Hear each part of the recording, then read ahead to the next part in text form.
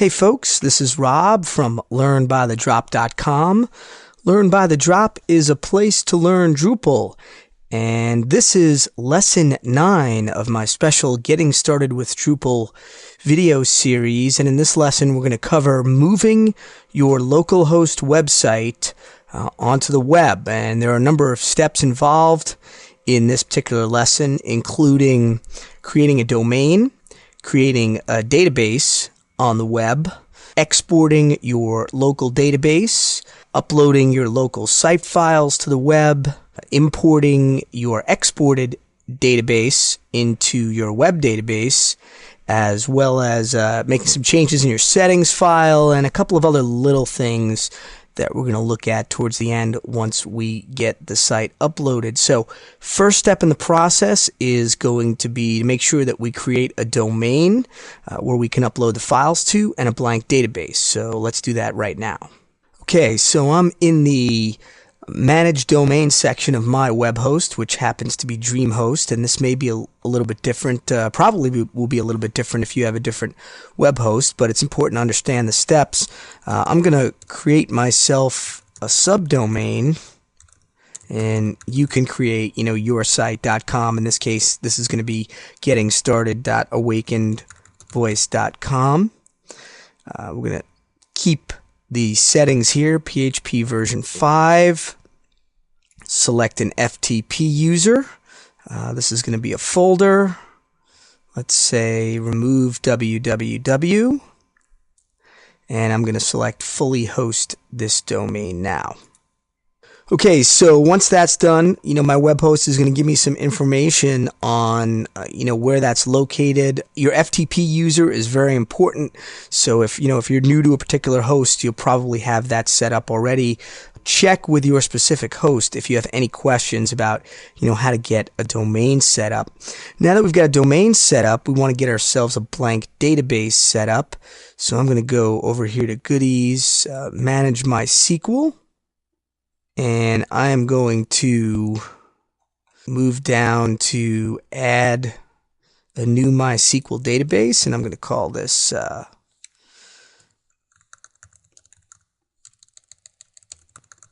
Getting Started with Drupal. And I'm going to use MySQL. A MySQL host name that already exists.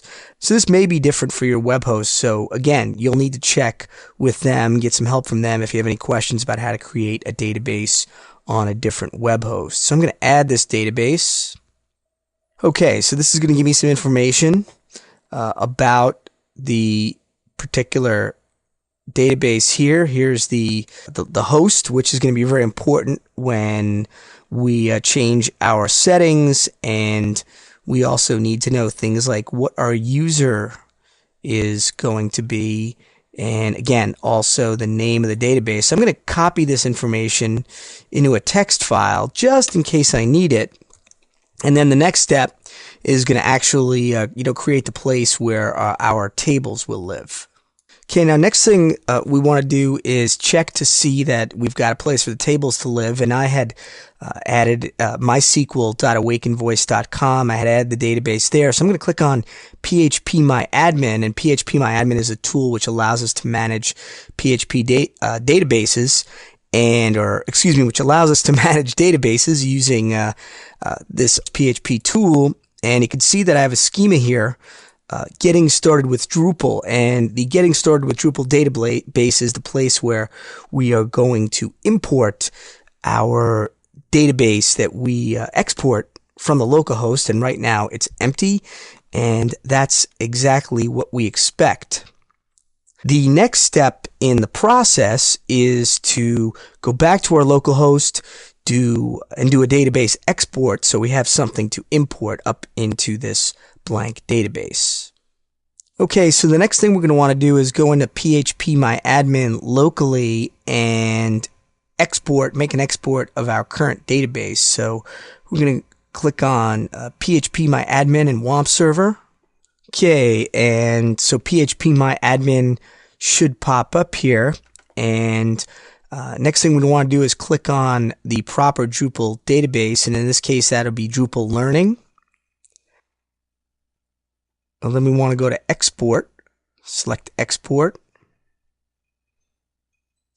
And we've got a few things that we need to check or uncheck here. First thing is we want to make sure that we've got Select All going over here in the Export sections. This will select all of the tables.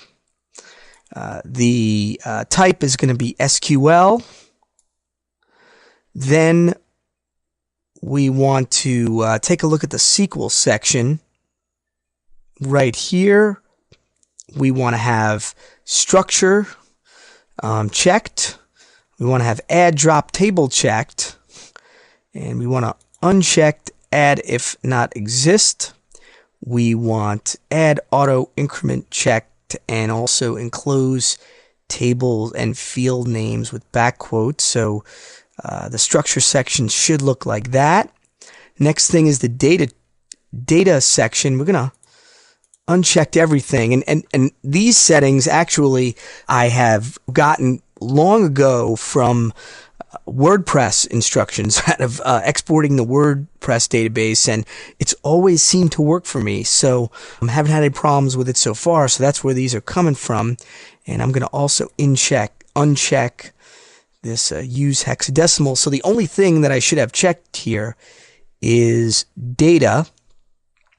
And then we're going to scroll down and select Save as File. And we're going to select No Compression. You can select Zipped if you want. Or you could do both. You could save it as SQL and then also save it as zipped. If it's a very large file, you may want to save it as zipped. And then we want to click Go. We should be set. Okay, so we've got a SQL file. We're going to want to save that. Okay. Okay, so we saved that to our local host. So if I go to the C drive, I should see that straight away.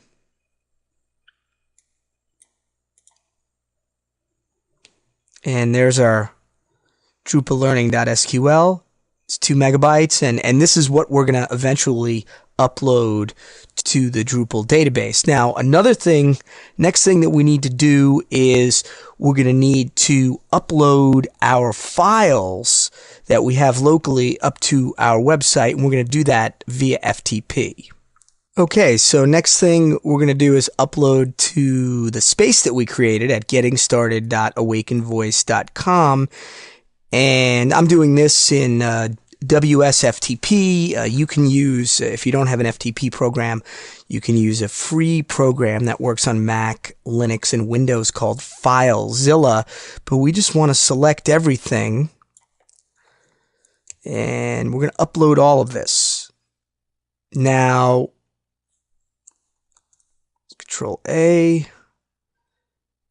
And then upload everything. Now, we are going to have to make an edit to our settings.php file and actually overwrite the settings.php file, and that will point to the and that will point to the correct database. So that's what we're going to do next, and we can actually do that while this is uploading.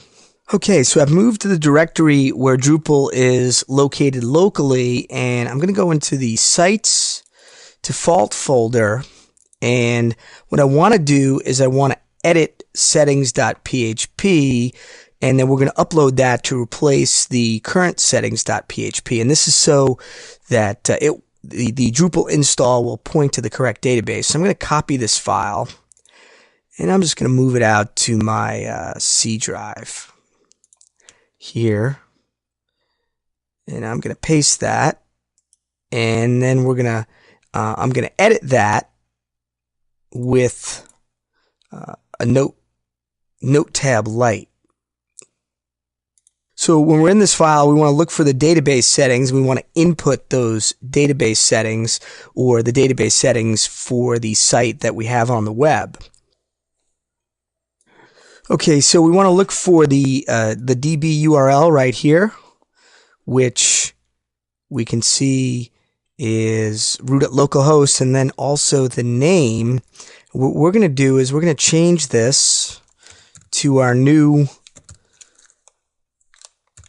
host, which was mysql.awakenvoice.com, and then our new database name, which is getting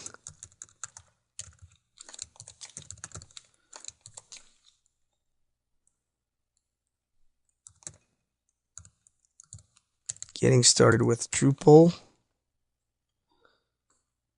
Now, in this case, since locally we actually didn't have a need for a password, what we're going to do is we're going to put in our database username and password for the site for the database that we set up on the web. And we're going to follow this particular format here, which is username :password at localhost/database name. So I'm going to put that in and blur this out so prying eyes will not be able to see it.